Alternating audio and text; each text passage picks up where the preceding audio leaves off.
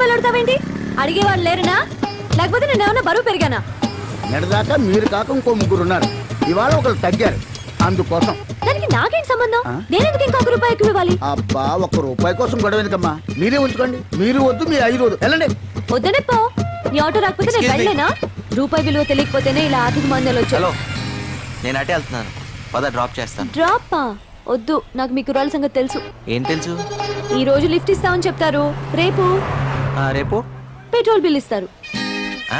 నాకు అన్ని తెలుసు. Something is wrong. ఏంటి? నీలో ఏదో తేడా ఉంది అమ్మాయి. లేకపోతే ఏంటి?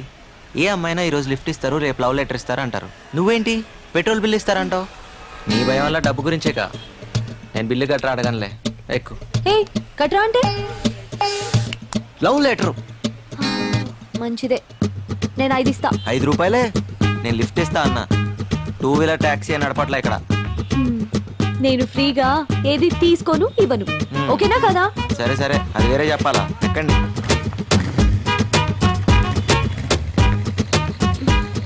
పోనీ.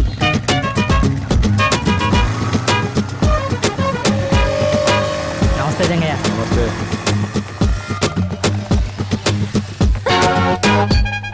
ఇక్కడ ఆపేవేంటి?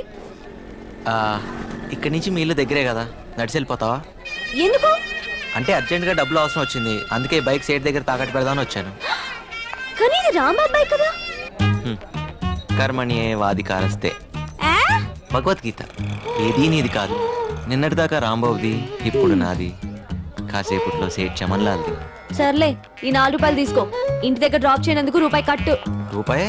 టటటా. ఏ